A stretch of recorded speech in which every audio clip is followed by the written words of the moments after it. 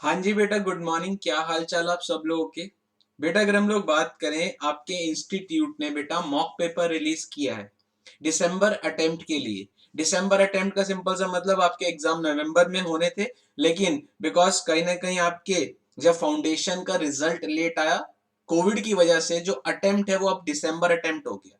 ठीक है, तो आपका इंस्टीट्यूट ने बेटा मॉक पेपर रिलीज किया है ईआईएस एसएम का।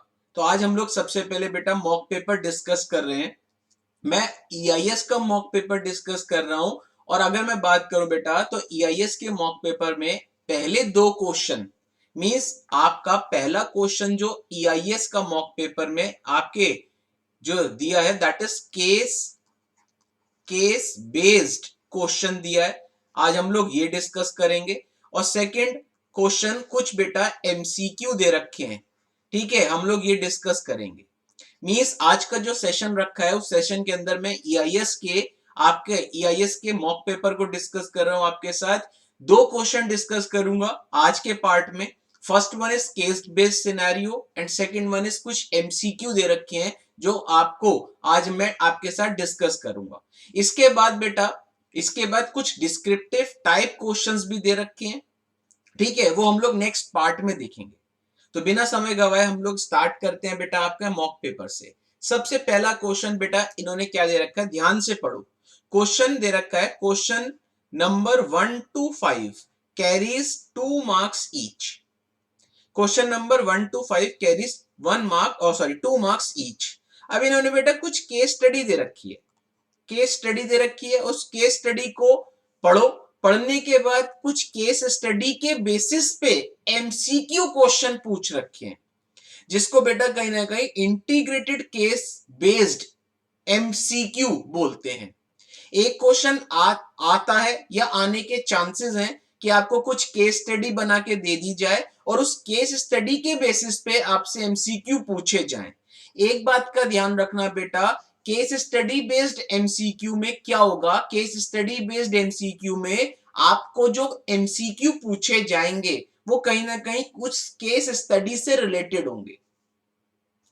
तो मैं वापस एक चीज आपको जब मैं पढ़ा रहा था, मैं बार बार आपसे एक ही चीज बोल रहा था, आप क्रैमिंग पे फोकस ना करके कॉन्सेप्ट पे फोकस कीजिए। अगर आप कॉन्सेप्ट पे फोकस करेंगे बेटा तो कहीं ना कहीं आपसे एमसीक्यू आसानी से सॉल्व होंगे। देखिए लिखा है बेटा पार्ट 1। पार्ट 1 मतलब मल्टीपल चॉइस क्वेश्चंस हैं। अब आप पढ़ते हैं जरा सबसे पहले क्या केस स्टडी है। सबसे पहले बोल रहा है, healthy masala limited a FMCG company is dealing in home made and organic spices. Company के बारे में बता रहा है कि एक हेल्दी मसाला कंपनी है, वो एफएमसीजी कंपनी है, वो क्या करती है, वो होममेड एंड ऑर्गेनिक स्पाइसेस बनाती है। ठीक है, आगे बोल रहा है बेटा, considering the expansion of a company. Company ने सोचा कि वो अपने आप को क्या करे, एक्सपेंड करे।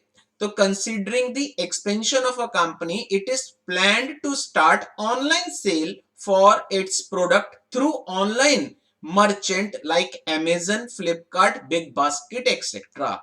अभी तक हेल्दी मसाला जो थी वो मैनुअली दैट इज शॉप्स पे बेचती थी, ऑनलाइन नहीं बेचती थी।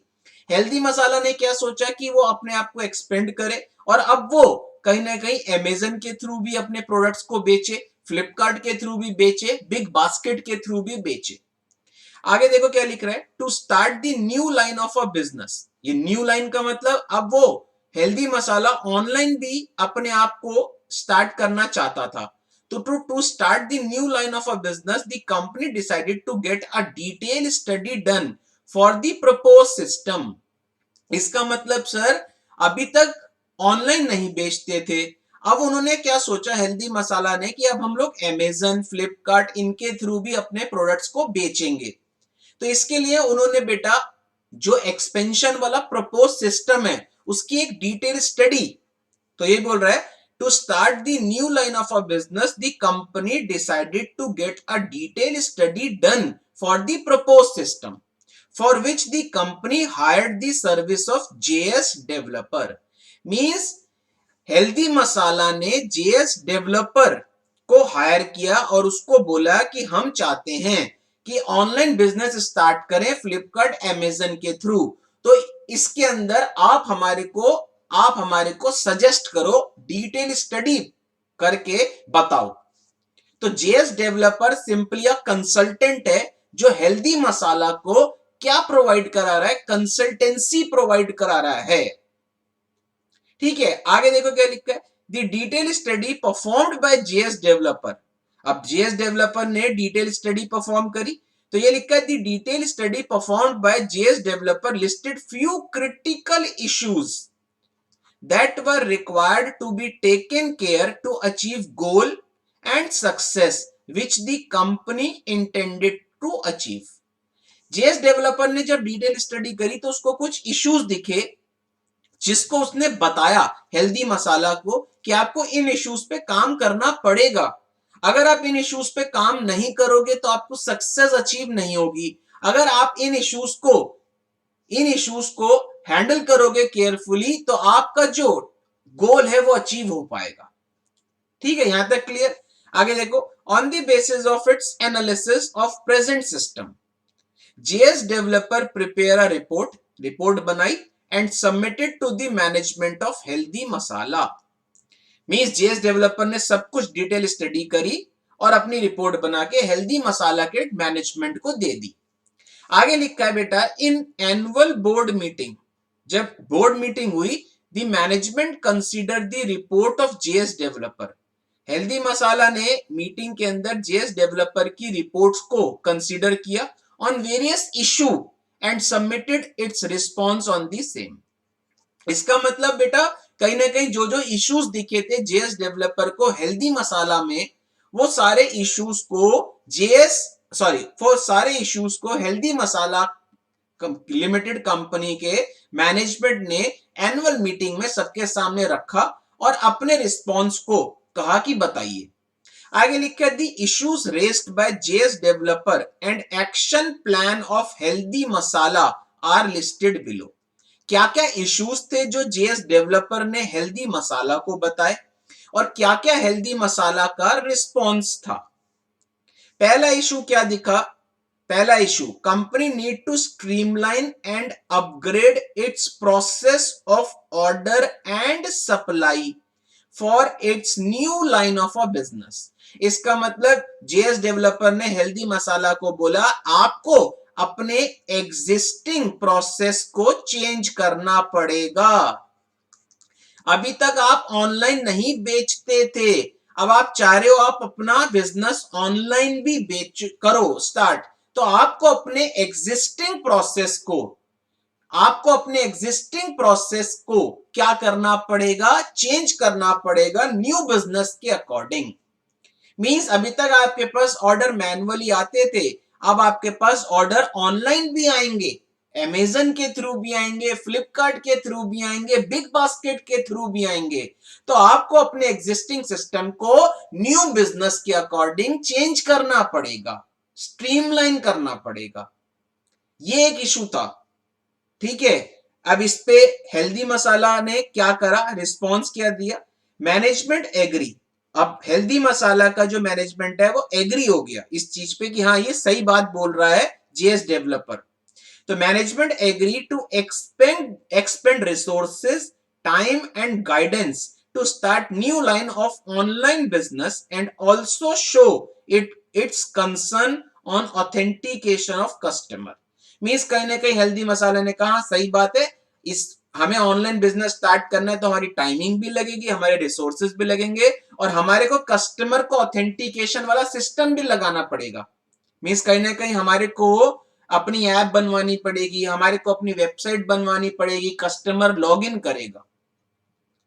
आगे लिखा है management, that is Healthy Masala में बोला, management decided to engage an auditor as a part of development team to ensure that developed system would be as per the need of new line of business।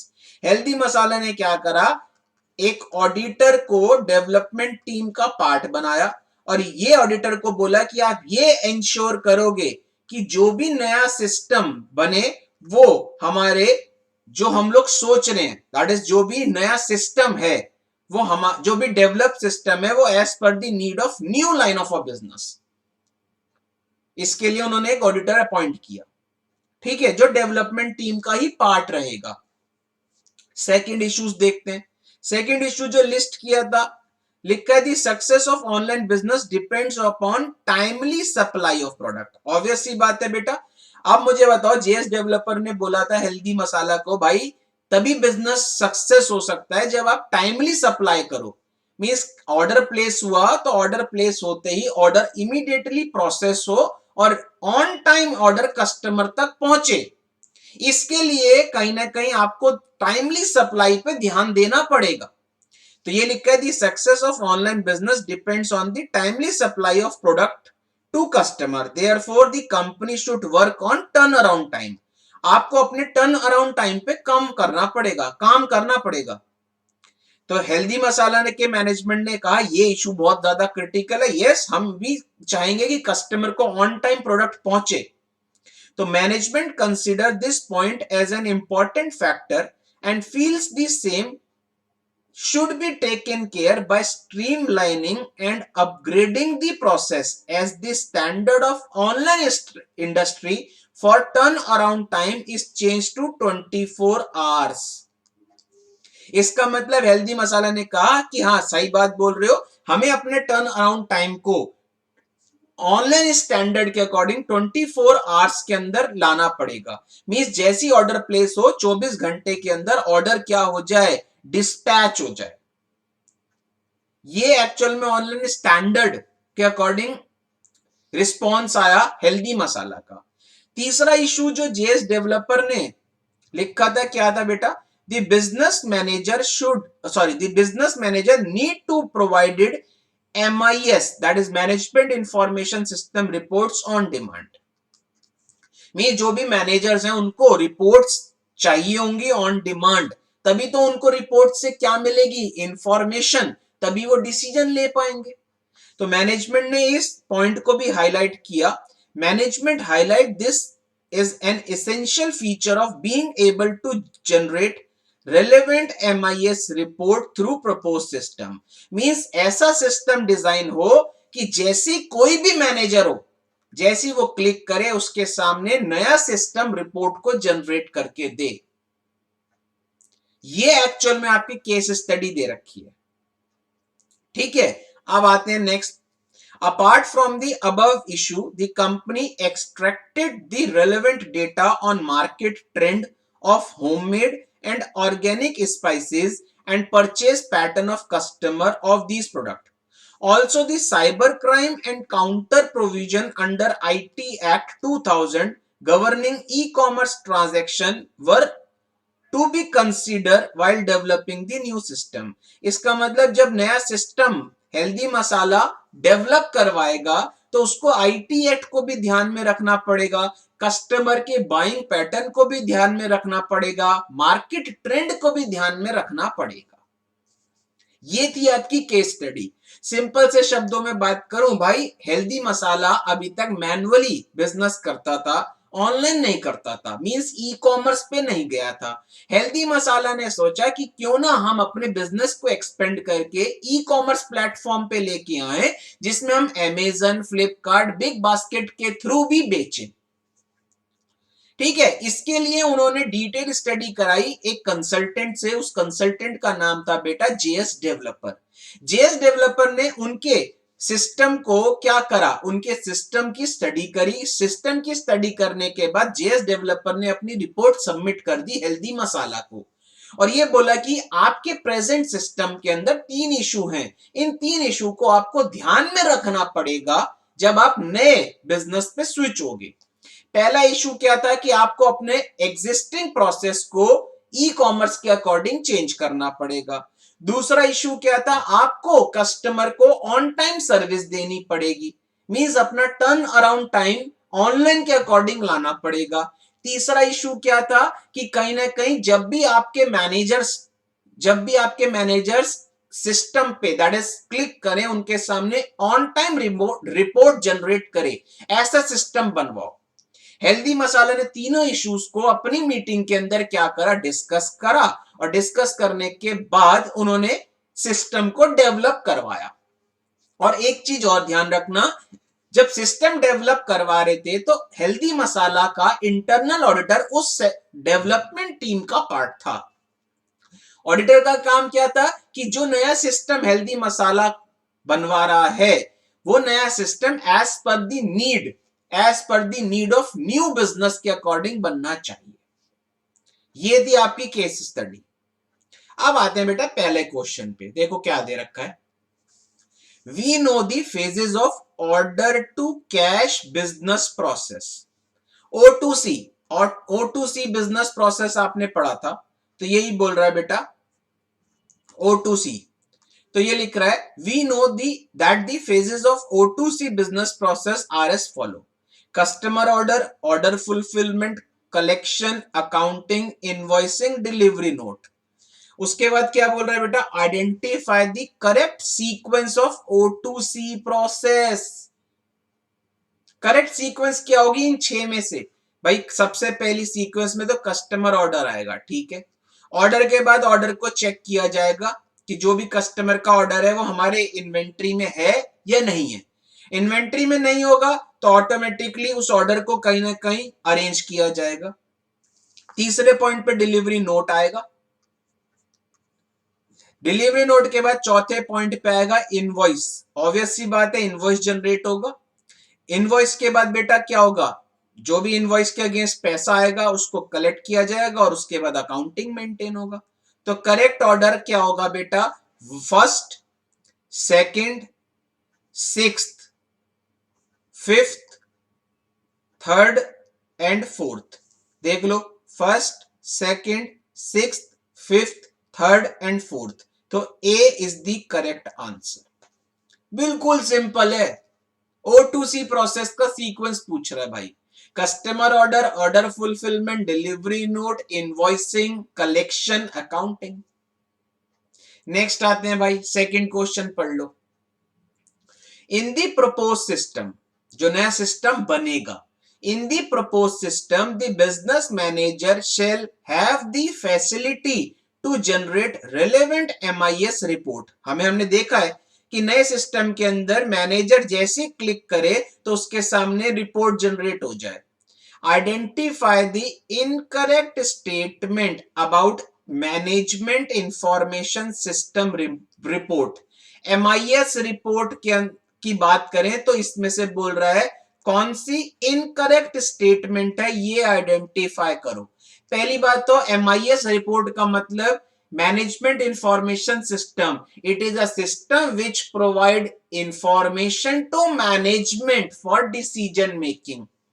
MIS एक report होती है, MIS system एक report generate करता है managers के लिए। उस report के अंदर इंफॉर्मेशन होगी जिसके बेसिस पे मैनेजमेंट क्या ले पाए, डिसीजन। ये MIS चैप्टर नंबर 2 का पार्ट है।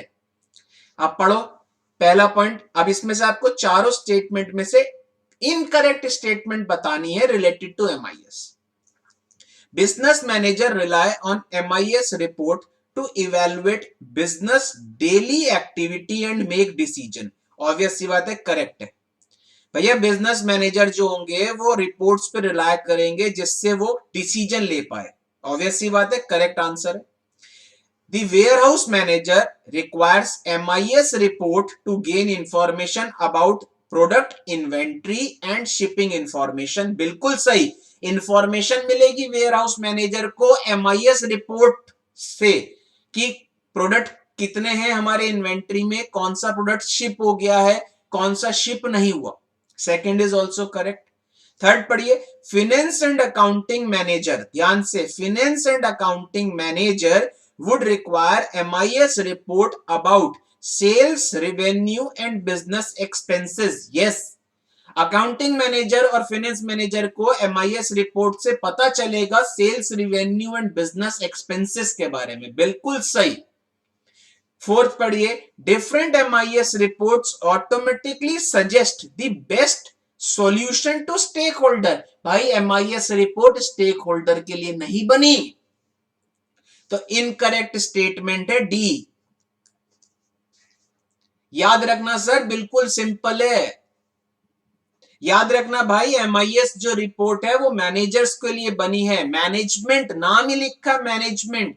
ये क्या प्रोवाइड कराएगी? इंफॉर्मेशन जिसके बेसिस पे मैनेजमेंट डिसीजन लेगा, मैनेजर्स डिसीजन लेंगे।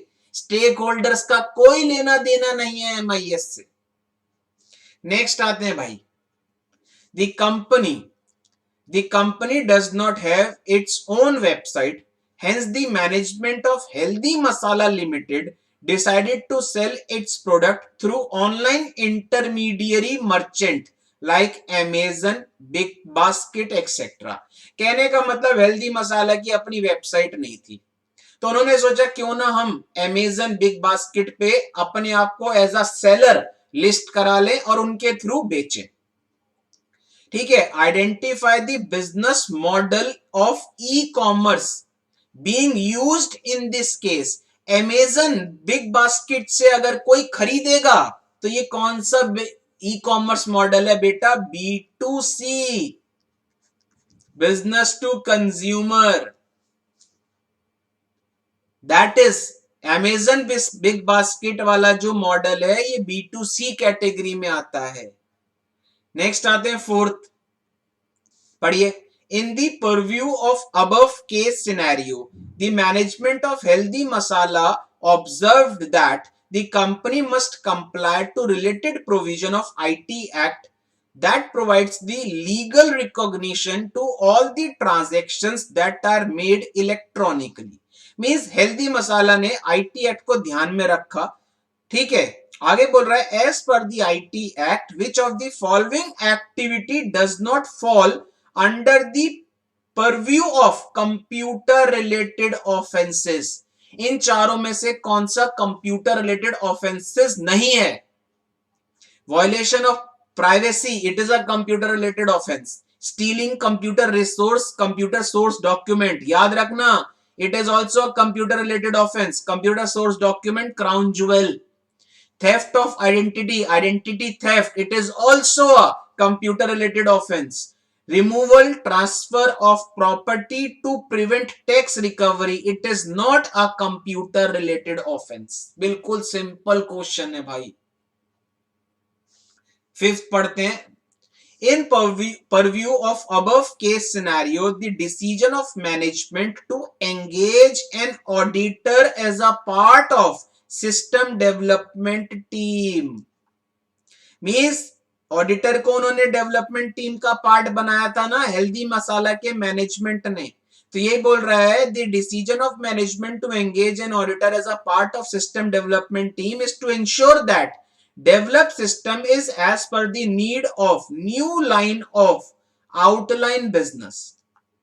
मींस जो ऑडिटर था इसको डेवलपमेंट टीम का पार्ट बनाया और ये इंश्योर करवाया, इस ऑडिटर को ये बोला कि आप ये इंश्योर करोगे कि जो नया सिस्टम डेवलप होगा, जो नया सिस्टम डेवलप होगा वो एज पर the new line of business के अकॉर्डिंग होना चाहिए।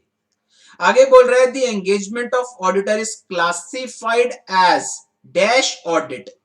बेटा मैंने आपको बताया था auditor is a part of development team. कौन सा ऑडिट है जिसमें auditor is a part of development team? और वो क्या करेगा? जो नया सिस्टम बन रहा है बनते बनते बनते उसको देखेगा, बनने के बाद नहीं देखेगा। तो ये किस टाइप का ऑडिट है? ऑडिटर तो इंटरनल ऑडिटर है लेकिन बनते बनते बनते देखेगा। तो इस किस टाइप का ऑडिट है बेटा? Concurrent audit. ये मैं पढ़ा चुका हूं आपको, जब हम लोग कंट्रोल्स पढ़ रहे थे तो उसके अंदर मैंने आपको पढ़ाया था। तो दिस इज व्हाट, ये पहले 5 क्वेश्चन वो केस स्टडी बेस्ड क्वेश्चन थे और बेटा 2 नंबर का क्वेश्चन है एक, इसका मतलब 5 क्वेश्चन है तो 2 into 5 10 मार्क्स। अब प्रैक्टिकली मुझे बताओ, आपको 10 मार्क्स मिलेंगे, सिर्फ आपको आंसर लिखना है, जस्टिफिकेशन नहीं देना। अब आते हैं next one is question number 6 to 10। Question number 6 to 10 carry work 1 marks each. अब नेक्स्ट क्वेश्चन आते हैं, ये केस स्टडी बेस्ड नहीं है, ये इंडिविजुअल एमसीक्यू बेस्ड क्वेश्चन है। देखते हैं 6th क्वेश्चन बेटा। ABC limited acquire FMN Private Limited and replace all the system being used by FMN Limited. ABC ने कंपनी FMN को एक्वायर किया और जितने भी सिस्टम FMN के थे उनको रिप्लेस कर दिया. ठीक है. During the replacement process, the management of ABC observed that cost of replacement is huge. जब रिप्लेस कर रहा था तो मैनेजमेंट जो एबीसी का मैनेजमेंट था उसने देखा भाई रिप्लेस करने की कॉस्ट तो बहुत ज्यादा है. तो उन्होंने क्या बोला, therefore it allow its employee. तो एबीसी ने अपने एम्प्लॉय को क्या बोला कि बहुत ज्यादा कॉस्ट लग गई, हमने एफएमएम कंपनी को एक्वायर किया और उसके सारे सिस्टम को रिप्लेस कर दिया. Therefore, ABC allow its employee to use their own system rather than replacing its old system.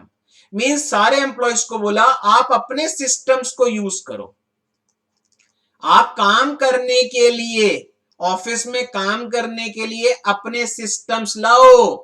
बिल्कुल simple. This is an example of bring your own device. आ गया बेटा, बिल्कुल सिंपल. इसलिए बोलता हूं कॉन्सेप्चुअली चीजों को समझोगे तभी आपसे एमसीक्यू सॉल्व होंगे. मैंने तो आंसर भी नहीं देखा भाई. Grid computing, machine learning, bring your own device is the correct answer. Next आते हैं भाई 7th. Mister X, a marketing head of publishing house, has prepared a flow chart to explain the process of publishing of book along with discount rate depending upon the client like teachers, student, etc. कोई mister x हैं जो publishing head है एक publishing house में. उन्होंने एक flow chart बनाया जिससे उन्होंने ये बताया कि पब्लिश जो बुक्स हैं, बुक्स पब्लिश कैसे होंगी, कितना डिस्काउंट मिलेगा टीचर्स को, कितना डिस्काउंट मिलेगा स्टूडेंट को. Which of this symbol is relevant to the process of making decision in the flow chart. कोई मुझे बताएगा भाई कौन सा सिंबल है डिसीजन के लिए? कौन सा सिंबल था बेटा डिसीजन के लिए, जिसको हम लोग डिसीजन भी बोलते हैं, डायमंड भी बोलते हैं. इससे आसान क्वेश्चन नहीं होगा. नेक्स्ट आते हैं भाई 8th. Mister Amit is appointed as an IS auditor by GH Financial Service. ठीक है. He uses continuous auditing techniques. कौन सी टेक्निक की बात कर रहा है बेटा? CAAT techniques. ये IS ऑडिट का पार्ट है. मींस IS ऑडिट मतलब ऑडिट टूल्स जो पढ़ाए थे, जिसमें आपने बेटा ITF, CIS, audit hook, snapshot, SCARF ये पढ़ी थी. ये क्वेश्चन उससे रिलेटेड दे रखा है. Mister Amit is appointed as an IS auditor by GH financial services. He uses continuous auditing techniques to check whether the accounting system of a company restrict the cash payment in excess of rupees 50,000 or not. उसने check किया कि company का जो accounting system है वो restrict कर रहा है कैश पेमेंट 50,000 से ज्यादा या नहीं, रोक रहा है या नहीं. इसको चेक करने के लिए उसने क्या करा, he enters a dummy entity in the application to test this condition. System की प्रोसेसिंग को, सॉफ्टवेयर की प्रोसेसिंग करेक्ट है या नहीं है, इस चीज को चेक करने के लिए अमित ने क्या एंटर करा, एक डमी एंटिटी. एक्चुअल में मैंने आपको बताया था डमी एंट्री होता है, लेकिन आपके मॉड्यूल ने डमी एंटिटी बोला था. मिस्टर अमित ने he enters a dummy entity in application to test this condition. Which of the following CAAT technique is being used by mister Amit for this audit. Dummy entity कौन सी technique थी भाई? Integrated test facility, ITF.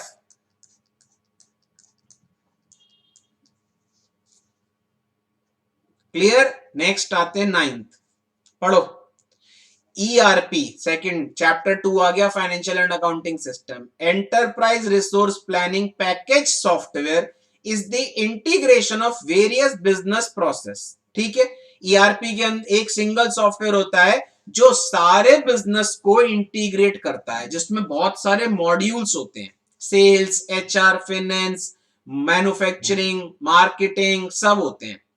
तो ये बोल रहा है enterprise resource planning package software is the integration of various business processes out of which production planning PP, that is production planning module, is one of an important module. ठीक है, identify the following process that does not belong to production planning. Production planning के अंदर बटा issue of raw material, conversion of raw material into finish goods, delivery of that is, उसके बाद finish goods को godown पे transfer करना। तो issue of raw material है, conversion into work in progress का मतलब होता है बेटा conversion of raw material into finish goods, ये भी प्रोडक्शन प्लानिंग का पार्ट है। इसके बाद बेटा delivery of product to customer, it is not a part of production planning. Stock transfer to godown is a part of production planning. तो correct जो है that is delivery of product to customer is not a part of production planning. Next आते हैं, last question है MCQ में। इसके बाद के क्वेश्चन डिस्क्रिप्टिव टाइप है जो मैं नेक्स्ट पार्ट में अपलोड करूंगा। BB enterprise has a policy to give loan to its employee. ठीक है, एक बीबी कंपनी है, उसका पॉलिसी है वो लोन देता है एम्प्लॉय को। If the employee take loan from the company then EMI on that loan is deducted from the monthly salary of that employee. Means अगर बीबी से किसी एम्प्लॉय ने क्या लिया, लोन लिया, तो वो लोन ऑटोमेटिकली एम्प्लॉय की सैलरी से अपने आप क्या हो जाएगा, डिडक्ट हो जाएगा। सीधी सी बात। Which of the following service of core banking system is implemented, अपने आप डिडक्ट हो रहा है, इसको बोलते हैं बेटा electronic clearing service debit, ECS debit बोलते हैं बेटा इसको। अपने आप डेबिट हो जाएगा, अपने आप जो भी EMI बनी है वो उसकी सैलरी से अपने आप डेबिट हो जाएगा। तो correct answer is ECS debit. और कहां क्रेडिट होगा, बीबी एंटरप्राइज के अकाउंट में। तो these are some MCQ based question जो आपके मॉक पेपर में दे रखे हैं। भाई वापस बोल रहा हूं, पहले 5 जो क्वेश्चंस थे वो पहले 5 क्वेश्चंस थे केस स्टडी बेस्ड, पांचों कहीं ना कहीं केस स्टडी से लिंक हो रहे थे। हर क्वेश्चन 2 मार्क्स का था, 5 क्वेश्चन थे तो पहले 5 क्वेश्चन 10 मार्क्स के हो गए। बाकी 5 जो MCQ क्वेश्चन दे रखे हैं ये इंडिविजुअल हैं, 1-1 मार्क्स के। तो टोटल बेटा पहले 5 question 10 marks, next 5 question 5 marks, तो टोटल 15 मार्क्स। अब मुझे बताओ बेटा 15 मार्क्स के MCQ जो आपके सामने मैंने आपके मॉक पेपर के अभी आपको करवाए हैं, ये तभी आप इजीली इनको सॉल्व कर पाओगे जब आपने कॉन्सेप्चुअली चीजों को समझा होगा। और एक चीज आपने नोटिस करी है बेटा, केस स्टडी दे तो रखी है, मैं मना नहीं कर रहा हूं, रीड जरूर करनी है, लेकिन जो क्वेश्चंस हैं उनका लिंकेज इतना ज्यादा नहीं होता केस स्टडी से। लेकिन इसका ये मतलब नहीं है कि आप रीड नहीं करोगे, आप केस स्टडी को रीड करोगे प्रॉपर तरीके से। और एक बात वापस बोल रहा हूं, आप केस स्टडी बेस्ड क्वेश्चन एक आएगा ही आएगा। मैंने आपको एक केस स्टडी बेस्ड जो क्वेश्चन सॉल्व करवाया बिल्कुल सिंपल है। नेक्स्ट आप प्रैक्टिकली सोचो, केस स्टडी दे रखी है और क्वेश्चंस तो बिल्कुल सिंपल थे। इसी तरीके के क्वेश्चंस एग्जाम में आते हैं भाई। कॉन्सेप्ट अगर आप लोगों के क्लियर होंगे तो बहुत इजीली आप इन सारे MCQs को सॉल्व कर पाओगे। इसके बाद के जो क्वेश्चंस हैं ये पार्ट 1 था बेटा जिसमें MCQ है। पार्ट 2 आपको दिखा देता हूं, पार्ट 2 जो होगा बेटा वो डिस्क्रिप्टिव टाइप है। तो ये देखो लिखा है part 2 descriptive questions. Descriptive questions बेटा हम लोग नेक्स्ट पार्ट में पढ़ेंगे। ये सारे डिस्क्रिप्टिव क्वेश्चंस हैं, ये 35 मार्क्स के होंगे क्योंकि 15 मार्क्स के MCQ थे, 35 मार्क्स के डिस्क्रिप्टिव क्वेश्चंस हैं।